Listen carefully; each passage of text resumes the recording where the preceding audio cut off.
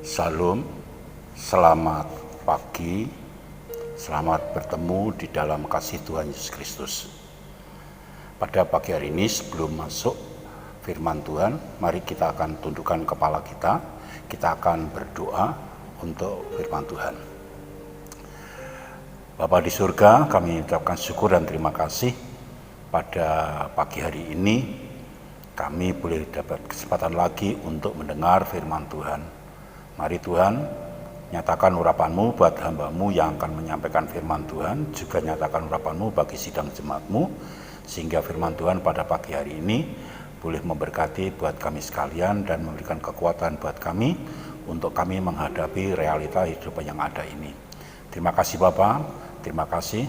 Kami menyerahkan semua ini dan kami sambut firman Tuhan di dalam nama Tuhan Yesus Kristus. Haleluya. Amin.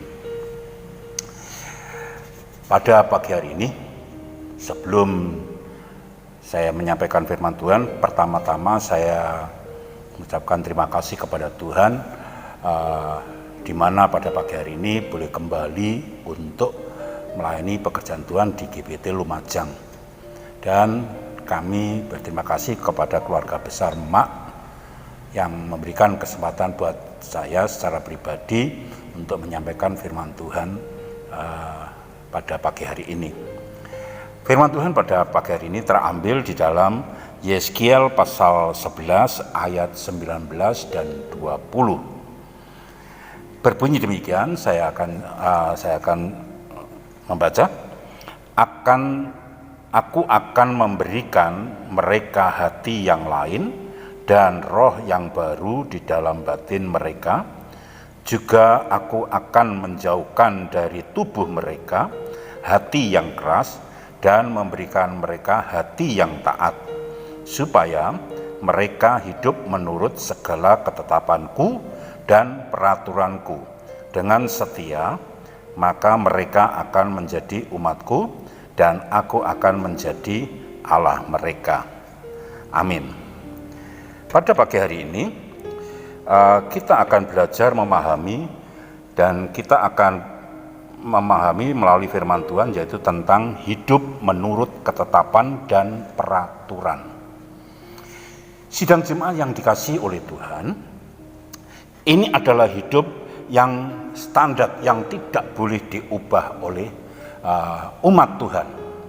Kondisi apapun yang dihadapi, diharapkan hidup menurut ketetapan dan peraturan itu adalah satu kenyataan yang tidak boleh diubah-ubah. Pada saat ini kita sudah tahu kita menghadapi tantangan hidup yang luar biasa, yaitu kita menghadapi pandemi COVID-19 yang variannya 2 kali lipat. Dan di sini akan banyak berpengaruh dalam keberadaan hidup kita, baik secara jasmani maupun secara rohani, ibadah, pekerjaan, dan lain sebagainya. Nah, disinilah Tuhan ingatkan, walaupun keadaan apapun yang terjadi, diharapkan hidup berketetapan dan peraturan itu harus tetap ternyatakan dalam hidup ini. Ya, jangan sampai hidup kita berubah. Kalau hidup kita berubah, kalau berlawanan, berbeda dengan ketetapan dan peraturan, maka kita akan menghadapi kehidupan yang punya masalah yang semakin kompleks. Oleh sebab itu, mari kita akan belajar memahami tentang hidup semacam ini. Ya. Hidup semacam ini adalah satu standar paten. Jika diubah-ubah, maka akan berhadapan dengan Tuhan yang menentukan satu ketetapan itu. Kalau kita bandingkan Roma pasal 1 ayat 32. Jadi hidup ini sudah ketetapan, jangan sampai diubah. Kalau sampai diubah, maka kita akan menghadapi banyak masalah dari perubahan itu. Jadi kalau perubahan melawan ketetapan, maka kita akan menghadapi banyak masalah. Itu contoh saja. Seringkali manusia akhir zaman ini mulai banyak berubah. Ketetapannya hidup sebagai seorang laki-laki atau seorang perempuan, lalu prakteknya ternyata tidak sejalan dengan ketetapan itu. Ataupun yang lain, hidup berumah tangga, ataupun dalam pelayanan sebagai seorang hamba Tuhan, padahal hidup ketetapan sebagai seorang hamba Tuhan harus konsisten. Tapi kalau berubah, maka itu akan menjadi masalah. Nah, dalam kehidupan ini, dalam situasi pandemi, situasi yang sulit ini, situasi yang memperketat kita, tapi tetap eksistensi, ciri dari hidup ketetapan harus semakin nyata. Semakin kita nyata hidup berketetapan dan berperaturan, maka kita menghadapi kenyataan yang ada ini, kita akan bisa menyelesaikan dengan baik.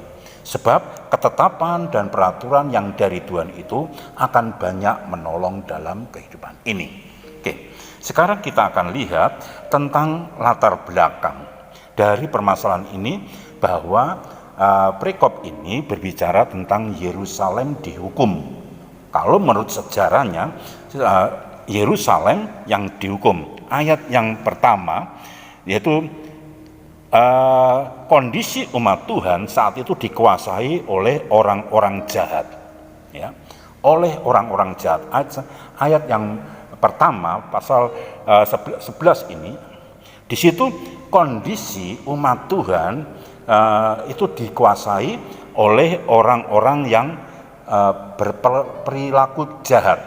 Ayat 2 yaitu dikuasai oleh orang-orang yang suka menabur nasihat yang jahat. Ya, ini dua pemimpin yang ada di dalam Yeskiel pasal 11 itu ada pemimpin dua yang memotori, ya. Pelaca itu ya, asalnya itu di situ akan nyata bahwa dia cukup berpengaruh, dan ini adalah memberikan taburan berita-berita atau nasihat-nasihat yang jahat. Jadi umat Tuhan yang saat itu di Yerusalem itu terkontaminasi, ada di lingkungan orang-orang yang suka memberikan nasihat yang jahat. Latar belakang yang kedua yaitu bahwa saat itu orang-orang banyak yang mati karena nasihat orang jahat ini. Banyak yang mati karena nasihat orang jahat ini. Perbuatan ini membawa satu dampak yang mematikan bagi banyak orang. Nah, disinilah maka itu Tuhan kembali mengingatkan kepada Yeskiel supaya umat Tuhan kembali hidup berketetapan dan berperaturan menghadapi dimensi seperti ini.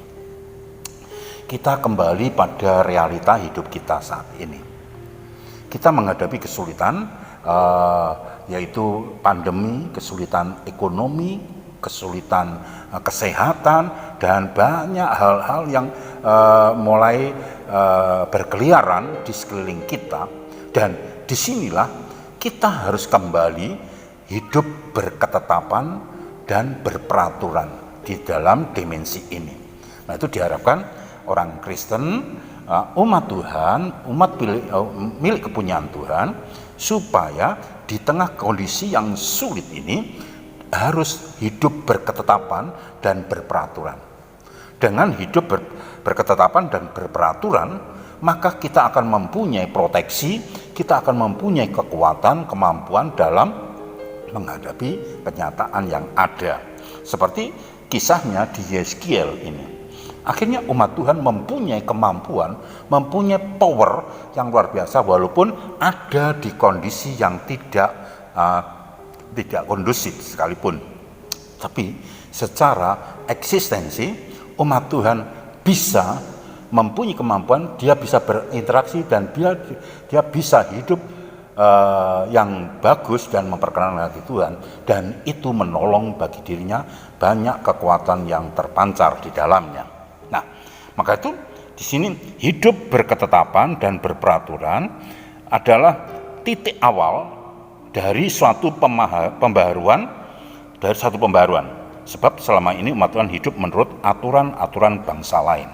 Jadi sebelum kembali ini, umat Tuhan ternyata hidupnya bukan berketetapan pada Tuhannya, tapi pada bangsa lain. Ayat 12. Ya, jadi umat Tuhan, umat Israel saat itu hidupnya berketetapan, berperaturan pada bangsa lain, bukan melalui berdasarkan aturan dari Tuhan, berketetapan yang dari Tuhan, bukan, tapi berketetapan pada bangsa lain.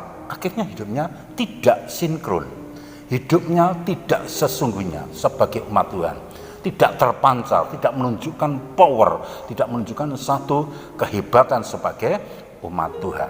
Oleh sebab itu, disinilah Yeskiel disuruh oleh Tuhan untuk mengembalikan pemikiran, paradigma dari umat Israel ini kembali kepada ketetapan yang Tuhan tetapkan dan peraturan-peraturan yang ada. Dan disitulah nanti akan mendapatkan satu kekuatan yang luar biasa di dalam menghadapi kenyataan yang ada. Oleh sebab itu, mari hidup berketetapan dan peraturan saya akan membagi menjadi dua bagian. Ayat 20, yaitu hidup berketetapan dan berperaturan adalah hidup sebagai umat Tuhan. Sebab selama ini, kalau menurut sejarah ini, umat Tuhan namanya umat Tuhan, tapi hidupnya tidak sebagai umat Tuhan. Dia sebab kiblatnya adalah pada bangsa lain, sehingga itu tidak mencerminkan jati dirinya. Oleh sebab itu dikembalikan kepada jati dirinya, supaya umat Tuhan ini hidupnya jelas. Dia sebagai umat Tuhan, mari hidup sebagai umat Tuhan. Nah, begitu pula dalam kekristenan yang ada pada akhir-akhir ini, kita hidup di kondisi pandemi yang sulit, kita harus tetap, yaitu hidup sebagai umat Tuhan di tengah-tengah kesulitan yang ada. Ya. Hidup sebagai umat, jangan sampai kita hidup lalu karakteristik hidup umat Tuhan tidak jelas. Semakin hidup sebagai umat Tuhan yang tidak jelas, itu akan semakin mempersulit diri kita sendiri. Oleh sebab itu, mari kita kembali kepada hidup sebagai umat Tuhan. Berketetapan, umat Tuhan yang berketetapan dan berperaturan. Nah, di antaranya adalah ayat 12, yaitu kita lihat karakteristik dari hidup sebagai umat Tuhan, yaitu berkelakuan atau tingkah lakunya harus selaras dengan ketetapan-ketetapan. Ayat 12 dibaca saja di rumah, nanti waktunya habis. Nah, di sini kita akan lihat umat Tuhan harus dikembalikan kelakuannya, tingkah lakunya, ya, bukan seperti bangsa lain, tapi kelakuan, tingkah lakunya adalah mencerminkan sebagai umat Tuhan. Ya. Kelakuannya ini harus kembali berkarakteristik, yaitu umat Tuhan. Ya. Selaras dengan ketetapan-ketetapan sebagai umat Tuhan. Begitu pula dalam kehidupan kita saat ini. Mari kita akan paham, di tengah kesulitan diharapkan karakteristik, identitas jati diri kita jangan sampai pudar, yaitu kelakuan kita, tingkah laku kita harus kembali pada ketetapan-ketetapan Tuhan. Jangan sampai tingkah laku kita sebagai umat Tuhan tidak mencerminkan sebagai umat Tuhan. Ini yang akan menambahi permasalahan kita. Karakteristik yang kedua, ayat 17, bahwa di situ karakteristik umat sebagai umat Tuhan adalah hidup suka bersekutu. Tuhan akan mengumpulkan kembali. Ini karakteristik hidup bersekutu, berhimpun. Itu adalah kekuatan bagi umat Tuhan. Kalau umat Tuhan mulai hidup sendiri-sendiri, maka dia akan kehilangan kekuatan sesungguhnya. Oleh sebab itu, pada pagi hari ini, mari kita akan mengerti, jadi di tengah-tengah kesulitan, di tengah-tengah tekanan kondisi yang ada ini, diharapkan hidup harmonisasi, bersekutu harus dipertahankan. Ya. Di dalam rumah tangga, hidup bersekutu, harmonisasi harus dipertahankan. Itu kekuatan tersendiri. Sebagai umat Tuhan juga demikian. hidup suka bersekutu dengan Tuhan, doa-doa pribadi. Nah, itu adalah merupakan kekuatan tersendiri bagi kita untuk kita bereksistensi di tengah-tengah kondisi yang sulit ini. Yang ketiga, ayat 18. Karakteristik hidup sebagai umat Tuhan yang berketetapan adalah hidup yang taat. Hidup yang taat. Itu adalah karakteristik dari umat Tuhan yang berketetapan dan berperaturan, yaitu yang diakumulasikan hidup yang taat. Ya, hidup yang taat. Dan disinilah maka dengan hidup yang taat ini, maka ketaatan itu akan banyak memberikan power dalam diri kita. Ketaatan adalah perkara yang besar. Ketaatan adalah memberikan satu dampak yang luar biasa. Oleh sebab itu, mari pada pagi hari ini kita akan mengerti dan kita akan memahami. Yang kedua, ayat 20. Mari kita akan lihat. Kita akan melihat karakteristik ketetapan yang kedua adalah ayat 20, yaitu bahwa hidup berketetapan adalah Elohim yang jadi Tuhan, Allah yang menjadi Tuhan. Artinya hidup yang bertuhan. Sebab banyak umat Tuhan sebenarnya punya Tuhan tapi tidak hidup bertuhan. Dan inilah yang dikembalikan oleh Tuhan melalui Yeskiel ini, supaya ini hidup berketetapan ini adalah harus nyata, yaitu mempunyai Allah sebagai Tuhannya. Kalau dalam bahasa yang lain adalah Elohim yang jadi Tuhannya. Nah, itu kita dalam suasana pandemi ini diharapkan hidup bertuhan tetap harus kita pertahankan. Ya, harus tetap kita pertahankan. Jangan sampai hidup yang susah ini, yang begitu banyak tekanan, lalu kita tidak hidup sebagaimana milik Tuhan, bertuhan, itu kabur, itu akan semakin menambah kesusahan. Mari kita akan lihat karakteristik hidup Tuhan sebagai Allah sebagai Tuhannya, atau Elohim yang sebagai Tuhan. Ayat 15. Yaitu kita lihat bahwa karakter Allah sebagai Tuhannya itu adalah karakternya adalah Tuhan yang dekat dengan umatnya. Itu karakteristik yang sangat-sangat luar biasa. Tuhan dekat dengan umatnya. Nah, inilah karakteristik Tuhan kalau Tuhan sebagai Allahnya atau Elohim sebagai yang menjadi Tuhannya, yaitu dekat dengan umatnya. Artinya yaitu hidup dekat dengan Tuhan. Itu hidup berketetapan. Oleh sebab itu mari kita akan paham. Jadi di tengah kondisi yang susah ini, sulit ini, maka hidup dekat dengan Tuhan adalah satu hal yang tidak boleh kita sepelekan. Harus menjadi perhatian kita secara serius. Itu di tengah kesulitan ini, mari hidup sebagai umat, hidup dekat dengan Tuhan harus semakin kita maksimalkan. Yang kedua, ayat 16, yaitu Tuhan berposisi yang kudus atas segalanya. Artinya, Tuhan dengan umatnya adalah mempunyai posisi yang tidak tergoyahkan, yaitu kudus. Dan umatnya ini menghargai kekudusan Tuhan. Ya, jadi artinya umat Tuhan ini tetap menghormati kekudusan Tuhan dalam refleksi kehidupan yang ada. Harus itu, ya. Yang ketiga, ayat 19, yaitu Tuhan yang memberikan hati dan roh yang baru. Tuhan tahu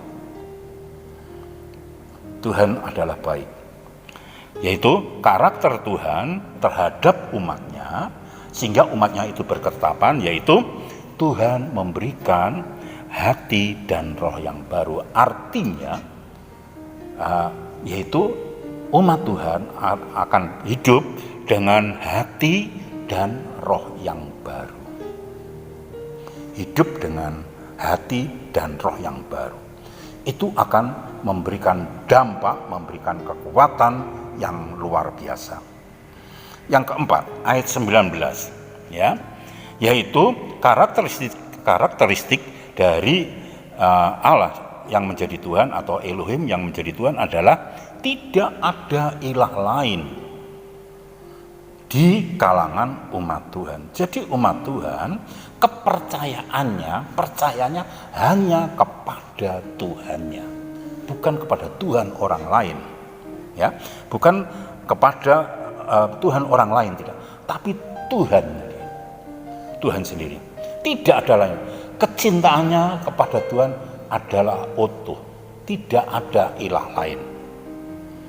Ya. Itulah karakteristik kalau Tuhan menjadi Allahnya, sebab Allah itu cemburu adanya, jadi tidak ada ilah lain. Jadi umat Tuhan yang berketetapan adalah umat yang mempercayanya hanya kepada Tuhan saja. Dan yang terakhir, ayat ke-22, yaitu kemuliaan Tuhan ada beserta umatnya. Inilah karakteristik dari Elohim yang menjadi Tuhannya atau Allah menjadi Tuhannya, yaitu Tuhan menyertai umatnya dengan kemuliaan. Artinya umat Tuhan dikuasai, diselimuti oleh kemuliaan Tuhan, dan praktisnya adalah umat Tuhan hidup dalam kemuliaan Tuhan. Hidup dalam kemuliaan Tuhan. Itulah hidup berketetapan dan berperaturan. Nah, dari sekian inilah mari kita akan mengerti inilah yang Tuhan kehendaki. Dengan kondisi inilah akan memberikan kekuatan, benteng kehidupan kita yang luar biasa, dan itu pasti akan memberkati kehidupan kita. Mari kiranya Tuhan akan tolong dan Tuhan memberkati buat kita sekalian.